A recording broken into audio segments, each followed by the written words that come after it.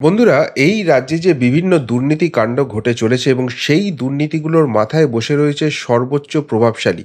আর সেই সমস্ত সর্বোচ্চ প্রভাবশালী যাদের নাম প্রকাশ্যেই এই রাজ্যে নির্বাচনী প্রচারে এসে বিজেপি নেতারা বলে যান, তাদের বিরুদ্ধে যখন অ্যাকশন নেওয়ার ক্ষেত্র হয়, অর্থাৎ কেন্দ্রীয় তদন্তকারী সংস্থা তারা যেন অদ্ভুত রকমের একটা ঢিলেমি দেখায়। এমনকি অনেক সময় কলকাতা হাইকোর্টও এই নিয়ে প্রশ্ন দেখিয়েছে এবং সেইখানে গিয়ে সেইভাবে ইডি বা সিবিআইয়ের কিন্তু অ্যাগ্রেশন দেখা যায়নি। ফলে অনেকেই এটা নিয়ে প্রশ্ন তুলতে শুরু করেছেন যে কেন এই শৈথিল্য? তাহলে কি মোদি অমিত শাহ কোথাও গিয়ে আন্ডারস্ট্যান্ডিংয়ে আছেন, সেটিংয়ে আছেন, কোথাও গিয়ে তাদের অকর্মণ্যতা কাজ করেছে? বিজেপি নেতারা যদিও এটা দায় এড়াতে চেয়েছেন এই কথা বলে যে ইডি সিবিআই স্বতন্ত্র সংস্থা এবং সেখানে মোদি বা অমিত শাহের কোনো হাত নেই, সেটা আদালতের নির্দেশে তদন্ত হচ্ছে, কারোর কিছু করার নেই, তারা যেভাবে পাচ্ছে তদন্ত করছে। কিন্তু সাধারণ মানুষের কাছে সেটা মোটেই বিশ্বাসযোগ্য হয়নি। আর এই প্রসঙ্গেই একটা থিওরি আবার অন্য জায়গায় কাজ করছে, সেটা হচ্ছে যে এখানে কোথাও গিয়ে সঙ্ঘের একটা কিছু খেলা আছে। কিরকম সঙ্ঘের খেলা আছে? কেউ কেউ বলছেন যে এই মমতা বন্দ্যোপাধ্যায় যখন তৃণমূল কংগ্রেসটা তৈরি করেন, কংগ্রেস ছেড়ে বেরিয়ে এসছেন, তখন তিনি বিজেপির হাত ধরেন এবং যেহেতু তিনি বিজেপির হাত ধরেছিলেন, সেই সূত্রেই তার সঙ্গে সঙ্ঘের যে শীর্ষ নেতৃত্ব আছে তাদের সঙ্গেও ঘনিষ্ঠতা হয় এবং সেই সময় সংঘকর্তারাও বুঝেছিলেন যে বাংলায় কিন্তু বিজেপির একক দক্ষতায় ক্ষমতায় আসার মতো কোনো সম্ভাবনা সেই মুহূর্তে নেই। ফলে বাংলায় যদি বাম শাসন, যেটা মতাদর্শগতভাবে বিজেপির 180 ডিগ্রি অপোজিটে রয়েছে, সেই জায়গাটার অবসান করতে হয়, তাহলে মমতা বন্দ্যোপাধ্যায়ের পাশে দাঁড়াতে হবে এবং সেইখান থেকেই সখ্যতাটা কিন্তু শুরু হয়। কিন্তু এরপর মমতা বন্দ্যোপাধ্যায়ের সঙ্গে গেরুয়া শিবিরের দূরত্ব অনেকটা বেড়েছে। কিন্তু যেটা কথা চলে যে এই সঙ্ঘের সঙ্গে ঘনিষ্ঠতাটা কিন্তু কমেনি। সেই পুরনো সম্পর্ক নতুন করে ঝালাই হয় এবং সঙ্ঘের আশীর্বাদ আছে বলেই এই রাজ্যে এখনো বহাল তবিয়েতে আছে। কেউ কেউ আঙুল তোলেন এই রাজ্যের সংখ্যাগরিষ্ঠ নেতাদের দিকে, কেউ কেউ বলেন কানেকশনটা ডিরেক্ট নাগপুরে এবং নাগপুর থেকে যখন নির্দেশটা আসে তখন মোদি সাহেবের তো কিছু করারই নেই, ইডি সিবিআইকেও শ্লথগতি হতে হয়। এখন দেখুন, এটা সবটাই কিন্তু পারসেপশন, এর কোনো প্রামাণ্য নথি তথ্য কারুর কাছে নেই, কিন্তু যেভাবে জিনিসটা চলছে এই কথাটাই সকলে বলে থাকেন এবং এই প্রসঙ্গে সবথেকে সোচ্চার বোধহয় বামেরা। তারা তো প্রকাশ্যেই বলেন যে এই মমতা বন্দ্যোপাধ্যায় যখন বিজেপির সঙ্গে ছিলেন, তখন এই আরএসএসই এই মমতা বন্দ্যোপাধ্যায়কে দেবী দুর্গার সঙ্গে তুলনা করেছিলেন, তাকে মা দুর্গা বলে অভিহিত করেছিলেন। আর সেই যাকে মা দুর্গা, দেবী দুর্গা বলে সঙ্ঘ নেতারা পূজা করেছেন একসময়, তাকে কি এত সহজে বিসর্জন দেওয়া যায়? কিন্তু পরিবেশ পরিস্থিতি যেদিকে যাচ্ছে, সেদিকে সংঘ নেতারাও কি এবার উপলব্ধি করেছেন সেই মা দুর্গার বিসর্জনের সময় এবার বাংলায় এসে গেছে? অর্থাৎ যে মমতা বন্দ্যোপাধ্যায়কে একসময় তারা দেবী দুর্গার সঙ্গে তুলনা করেছিলেন, সেই মমতা বন্দ্যোপাধ্যায়ের সরকারের এখান থেকে যাওয়ার সময় হয়েছে, এটা কি সংঘ উপলব্ধি করেছে? এবং তার ফলে সেই জায়গা থেকে যা যা অ্যাকশন নেওয়ার সংঘ এবার নিতে শুরু করবে। এখন প্রশ্নটা উঠছে, এক, কেন এই কথা মনে হচ্ছে? দুই, যদি মনেই হয় সঙ্গের সঙ্গে এত ভালো সম্পর্ক ছিল, সেই সম্পর্কটা চটকালো কেন? আর তিন, যদি সত্যিই এটা করতে চায় সংঘ, কোন পথে তাদের একদিনের শোকল বলা সেই দেবী দুর্গা তার বিসর্জনের পথটা প্রশস্ত করবে? আর চার, সব থেকে গুরুত্বপূর্ণ, এতে গেরুয়া শিবিরের সত্যিই কি উল্লসিত হওয়ার মতো কিছু রয়েছে? তাদের কর্মী সমর্থকরা নতুন করে কোনো অক্সিজেন পাবেন কি? তার সমস্ত কটার উত্তর খুঁজব এই প্রতিবেদনে।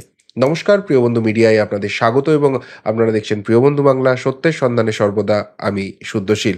বন্ধুরা, এক এক করে প্রশ্নগুলোর উত্তর আসছে, কিন্তু তার আগে আপনাদের জানিয়ে দিই, যারা আপনারা audio story, Bangla audio story শুনতে ভালোবাসেন, তাদের জন্য কিন্তু আমাদের স্পেশাল চ্যানেল রয়েছে গপ্পবাজ রাজ, এবং সেখানে আজকে ঠিক রাত্রি 8টায় আমাদের নতুন গল্প পাবলিশ হবে, নিহাররঞ্জন গুপ্তের একখানি মুখ।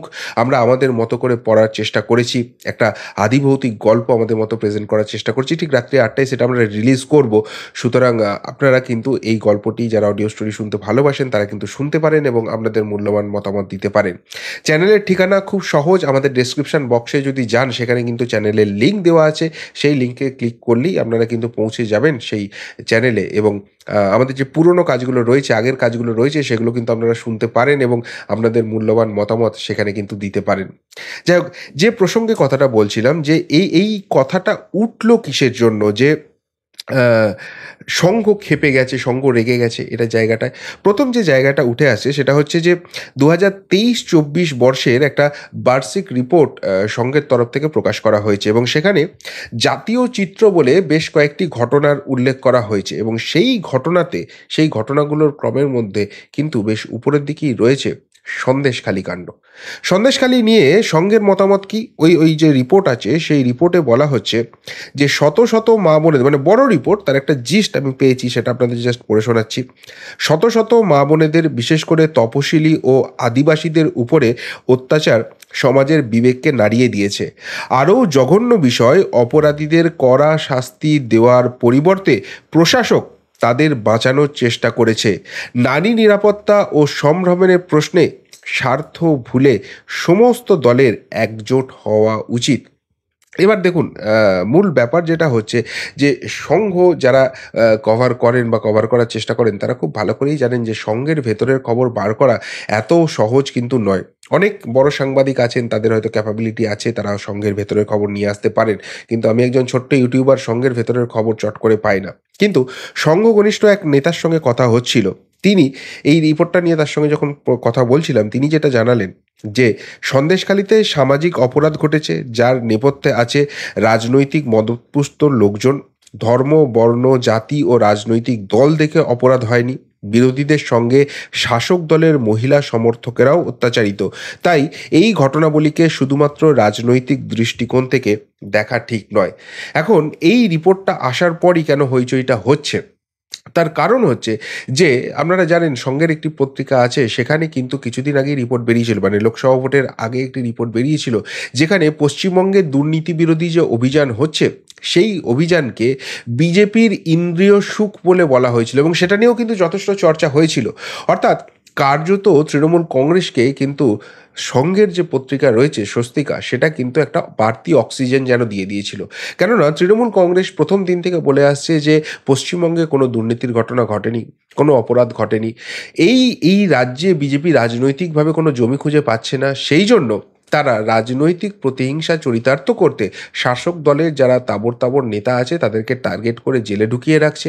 এবং উদাহরণ হিসেবে তারা সারদা নারদাকাণ্ড তুলে নিয়ে আসে, এতদিন ধরে যে যে তদন্ত শেষ হয় না, সুতরাং এইসব তদন্তও কোনোদিন শেষ হবে না, শুধুমাত্র ভোটে জেতার জন্য এইটা করছে। সেখানে সংঘের পত্রিকা যখন এটাকে ইন্দ্রিয় সুখ বলে বর্ণনা করে, তখন স্বাভাবিকভাবে দুয়ে দুয়ে চার করে ফেলতে পারে তৃণমূল কংগ্রেস এবং স্বাভাবিকভাবেই তারা রাজনৈতিক ময়দানে বাড়তি অক্সিজেন পায়। আর এই যে সাধারণ মানুষের পারসেপশনটা রয়েছে যে নাগপুরের আশীর্বাদ রয়েছে, সংঘের আশীর্বাদ রয়েছে, সেই জন্যই বাংলাতে কিন্তু ড্রাস্টিক স্টেপ নিতে পারছে না বিজেপি। যাদের নাম নির্বাচনী প্রচারে এসে নিজেদের মুখ থেকে বলছে, তাদের বিরুদ্ধে স্টেপ নিতে গিয়েও কিন্তু তদন্তকারী সংস্থা বা অন্যান্য যারা রয়েছে তাদের কিন্তু পা কেঁপে যাচ্ছে, তারা কিন্তু সেই জায়গাটা করতে পারছে না। এবং এইটা না করতে পারার ফলে যে রং মেসেজটা যাচ্ছে, যে নেগেটিভ ইম্প্যাক্টটা হচ্ছে, তার ফলাফল কিন্তু লোকসভা ভোটেও ভুগতে হয়েছে এবং আগামী দিনে আরও বড় করে বিজেপিকে ভুগতে হবে। আর সেই জায়গা থেকে কিন্তু কার্যত 180 ডিগ্রি টার্ন করলো সংঘ এবং তাদের বার্ষিক রিপোর্টে কিন্তু এই ধরনের শক্ত শক্ত কথা সন্দেশখালী কাণ্ড নিয়ে উঠে এলো। এবার প্রশ্নটা হচ্ছে, সংঘ যদি সত্যিই সেই সুসম্পর্ক থেকে থাকে এবং যার উদাহরণ স্বস্তিকার আগের ওই ইন্দ্রিয় সুখের রিপোর্টটা, সেই জায়গা থেকে এতখানি টার্ন হলো কেন? তার কারণটা যেটা ওই সংঘ নেতার সঙ্গে কথা বলে জানছি, তিনি বলছেন যে ভালো করে মনে করে দেখুন, বিধানসভার অভ্যন্তরে দাঁড়িয়ে অন রেকর্ড মুখ্যমন্ত্রী কি বলছেন আরএসএস সম্বন্ধে।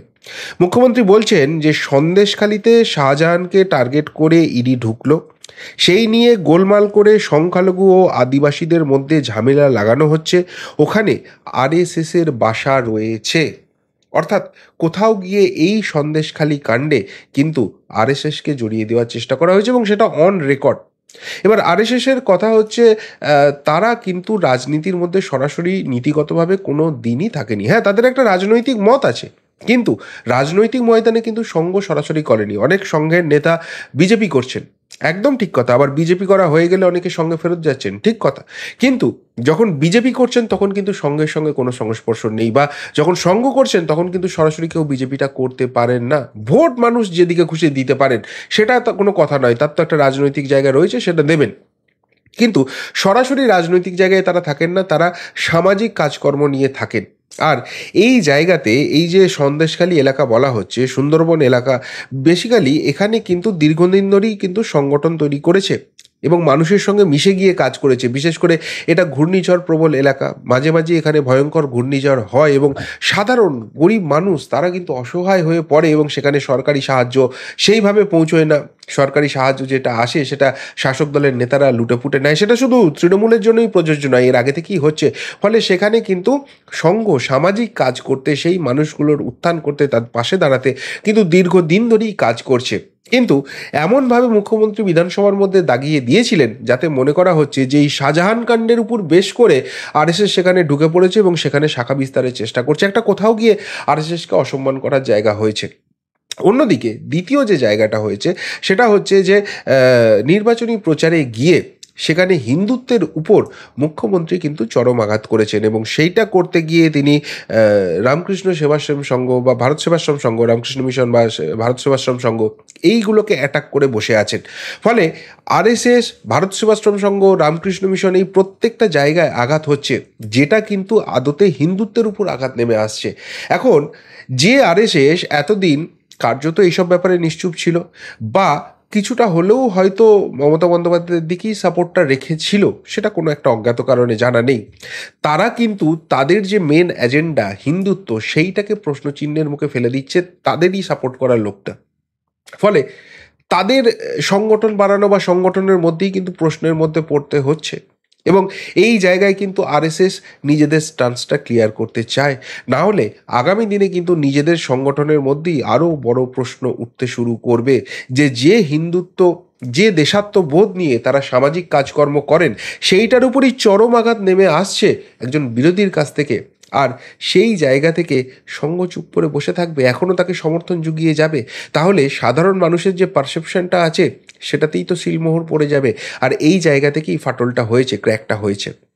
আর উল্টো দিকে প্রশ্নটা উঠছে যে এই মুখ্যমন্ত্রীর মুখেই তো একসময় সঙ্ঘের প্রচণ্ড প্রশংসা শোনা যেত, যখন তিনি বিজেপি সম্বন্ধে কথা বলতেন, চোখা চোখা বাক্যবান ব্যবহার করতেন, সেই সময় কিন্তু তিনি সঙ্ঘ নিয়ে অত্যন্ত নরম সরম অবস্থান নিয়েছেন। এমনকি পরিষ্কার বলেছেন, ওপেনলিই বলেছেন যে সঙ্ঘ নিয়ে আমার কোনো প্রবলেম নেই, তারা ভালো কাজ করে, বিজেপি খারাপ, এই ধরনের কথাবার্তাও বলেছেন।